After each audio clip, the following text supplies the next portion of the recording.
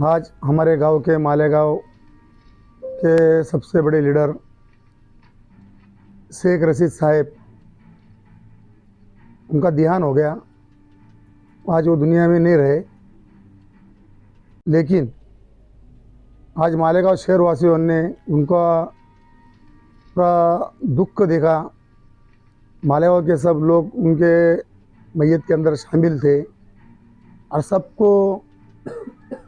सब लोगों को ऐसा एक महसूस हुआ कि शेख रशीद साहब का अचानक ऐसा दुनिया से जाना, मतलब एक धक्के तक बात निकली।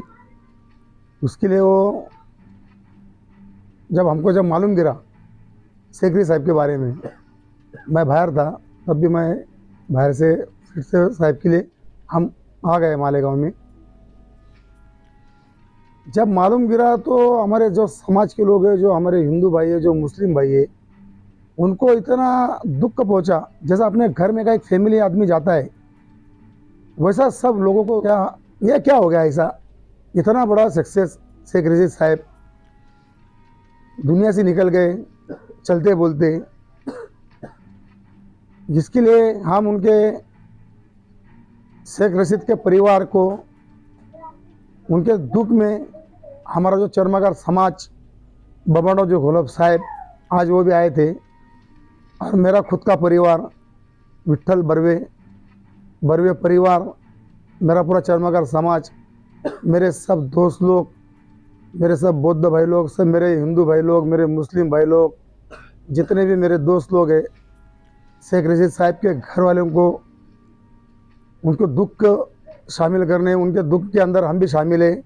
जैसा शेख रशीद साहब का परिवार का शेख रशीद साहब जब निकल गए घर से, तो जैसा हमारे घर का एक सदस्य निकल गया, इतना काला दिन 4 तारीख का हमने बनाए।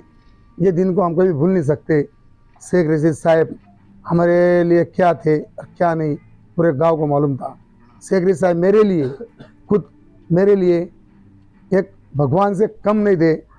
और माँ बाप तो पैदा करते लड़कियों को, लेकिन शेख रशीद साहब से जब से मैं जुड़ा, मुझे शेख रशीद साहब ने मुझे बच्चे जैसा माना, मुझे एक लड़का माने। और शेख रशीद साहब को मैं माँ बाप ही पैदा करते, लेकिन मुझे बाप से बढ़कर दर्जा दिया। मैं शेख रशीद साहब को बाप की जगह भी मानता। पूरे गांव के लोग मुझे बोलते थे कि शेख रशीद साहब का तू लाड़का लड़का है, तू माना हुआ लड़का है। मैंने बोला माँ बाप तो पैदा करते, सबको माँ बाप पैदा करते, लेकिन जो पालने वाला रहता है, जो संभालने वाला रहता है, वो भगवान से बढ़कर भी रहता नहीं और माँ बाप से बढ़कर भी रहता है। तो वैसा शेख रशीद साहब ने मुझे लड़के से ज़्यादा प्यार किया, और मैं उनको बाप से ज़्यादा उनको मानता, और मेरे बाप ही थे वो। और मैं उनका जो मुझे दिया है उनने, शेख रशीद साहब ने और उनके परिवार ने, उनके पूरे ख़ानदान ने मुझे जो दिया है, मेरा परिवार, हम मर जाएंगे, हमारी पीढ़ी की पीढ़ी मर जाएंगे, मेरे बच्चे, मेरी औरत, मेरे माँ बाप, मेरे भाई लोग, हम उनको कभी भूल नहीं पाएंगे। वो हमारे दिल में, वो हमारे जहन में। और शेख रशीद साहब ये मरे नहीं है। शेख रशीद साहब ये हमारे लिए और जिनके चाहने के लिए वो आज अमर हो गए हैं। और जब तक मैं जिंदा हूँ, तब तक शेख रशीद साहब मेरे दिल में रहेगा, मेरे दिमाग में रहेंगे, और मैं उनको भगवान के जैसे पूछते रहूँगा, और मेरे बाप की जगह भी उनको हमेशा मानूंगा। मैं सब अभी कुछ बोल नहीं सकता, मेरे पे लफ्ज़ नहीं बोलने के लिए कि शेख रशीद साहब के बारे में मैंने क्या बोलना नहीं बोलना, मुझे कुछ समझ नहीं रहा। जितना मुझे समझ में आ रहा है मैंने तुमको उतना बोला। बाकी साहब की कमी पूरे महाराष्ट्र में बहुत लीडर देखे मैं भी बहुत लीडरों के साथ रहा हूँ, लेकिन उतना उनके जैसा लीडर मैंने मालेगांव तालुके में, नासिक जिले में नहीं देखा है। तो शेख रशीद साहब महाराष्ट्र में एक नंबर लीडर थे, एक नंबर नेता थे। जिनको चाहते थे उनको बराबर वो साहब उनको बराबर लेके चलते थे, और अच्छे को अच्छा भी बोलते थे, बुरे को बुरा ही बोलते, लेकिन बुरे को कभी राजकीय नज़र से भी देखे नहीं उनने, और कभी किसी के बारे में दिमाग में ऐसा कुछ रखे भी नहीं। जो बात होती थी वो बात के अंदर साहब वही बात होती थी, वही भूल जाती थी। वो हमारे ऐसे लीडर थे, ऐसे हमारे शेख रशीद साहब थे। और शेख रशीद साहब आज उनके जाने से मालेगांव ने क्या खोया है और क्या पाया है, ये पूरे गांव के लीडर लोग भी जानते हैं, सब जानते हैं और हम भी जानते हैं, हम तो कुछ ही नहीं है। लेकिन जो भी है, मेरी पहले क्या कहानी थी पूरे मालेगांव शहरवासियों को मालूम है।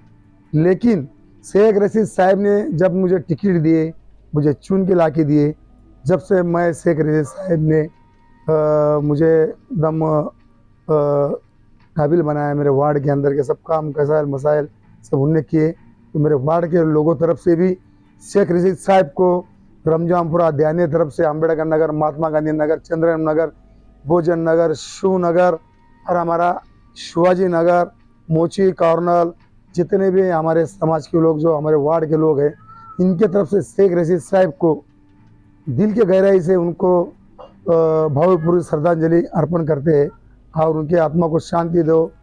सोमवार के दिन उनका इंतकाल हुआ।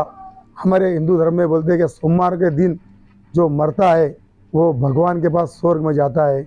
ऐसा है तो साहब को स्वर्ग नसीब हुआ। जैसे मुस्लिम समाज के अंदर जो शुक्रवार होता है, शुक्रवार के दिन जब अपने यहाँ किसी का इंतकाल होता है तो जुम्मे के दिन तुम ऐसा उनको मानते हैं कि अपने अल्लाह रसूल के पास गए, तो वैसा हमारा भी है। भगवान के पास शेख रशीद साहब अल्लाह के पास गए, उनको जन्नत फरमाए वहाँ ऊपर जाके, और उनके फैमिली के दुख में हमारा पूरा परिवार, हमारा पूरा मालेगांव शहर, हमारा समाज, बमन राव जी घोलप साहब पालक समाज कल्याण मंत्री माजी, उनके तरफ से भी भावपूर्ण श्रद्धांजलि। बमन राव जी घोलप साहब भी आज आसिफ साहब से मिल के वो दुख व्यक्त करके और साहब निकल गए। और साहब ने बोला क्या हुआ, जो अभी मैं बोल नहीं सकता, बमन राव जी घोलप साहब का और शेख रशीद साहब का बहुत दोस्ताना था, उनके बहुत जुड़े मित्र थे वो। और उनके लिए साहब को बहुत ख़राब लगा। मेरे कांटेक्ट में जैसे शेख रशीद साहब का मालूम गिरा बमन राव जी घोलप साहब को, तो बमन राव घोलप साहब ने मुझे कंटिन्यू मुझे फ़ोन किया। आज उनके पूरे काम काज मसाइल छोड़ के और वो आज आसिफ साहब के और शेख रशीद साहब के घर पे दुख में शामिल हुए। बस मैं इतनी बात तो सर आप पार्टी में कब से हो? कांग्रेस पार्टी में रशीद साहब के साथ? रशीद साहब के पार्टी में मैं 2011 से हूँ। जैसा हद्दवाड़ हुआ, हद्दवाड़ होने से मैं शेख रशीद साहब की पार्टी में हूँ। और 2011 के अंदर 2012 में मैं चुन के आया। चुन के आने के बाद साहब ने मुझे कांग्रेस पार्टी का टिकट दिए और कंटिन्यू हम 7-8 साल, मुझे 2 टर्न साहब ने चुन के ला के दिए। ये उनका बहुत बड़ापन है, उनका बहुत मेरे पे बड़ा एहसान है, बड़ा उपकार है कि मेरे जैसे एक गरीब आदमी को, एक चप्पल सीने वाले का लड़का, मोची समाज का हूँ मैं, तो मेरे गरीब आदमी को, हमको जैसा उन्हें इतना बड़ा मुकाम पे 2 बार चुन के लाए।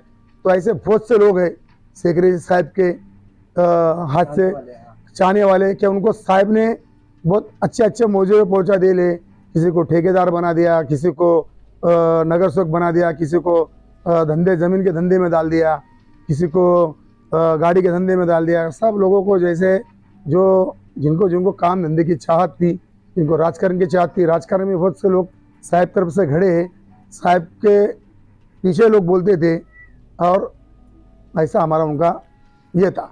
उसके बाद जब उनने कांग्रेस पार्टी छोड़ने का फैसला किए, राष्ट्रवादी में वो प्रवेश किए, तो हमने भी साहब के साथ पूरे 25-26 नगर सेवकों ने वहाँ कंटिन्यू प्रवेश किए। लेकिन साहब के आगे, साहब के शब्द के आगे एक भी नगर सेवक नहीं था, कोई नहीं था।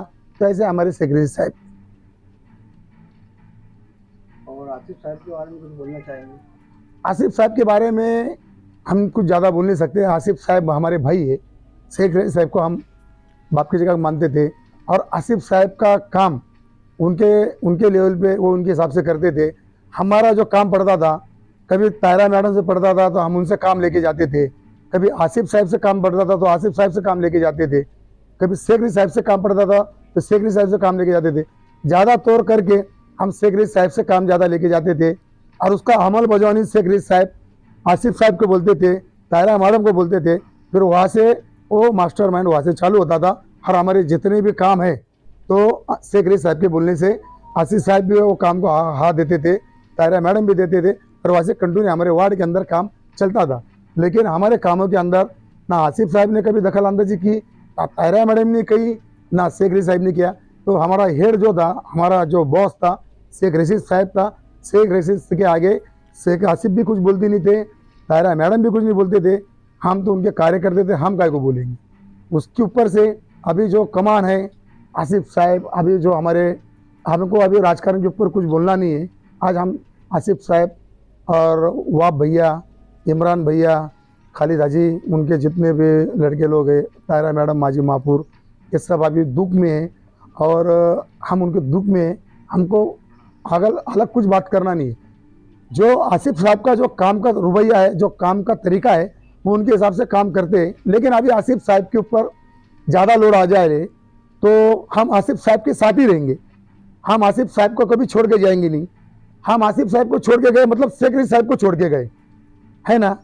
तो अभी उसके ऊपर हमको कुछ चर्चा नहीं करना है।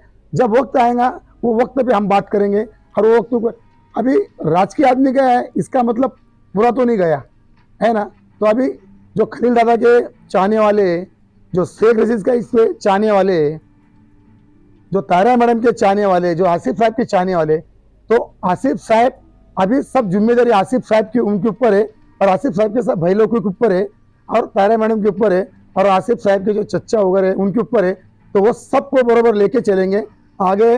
जैसा टाइम आएगा, जैसा वक्त आएगा, हमारे आसिफ साहब वैसे ही खड़े रहेंगे जैसा शेख रशीद साहब थे। तो हमारे शेख रशीद साहब की महसूस हमको कमी आसिफ साहब कहीं गिरने देंगे नहीं, ये हमको पूरी खातरी।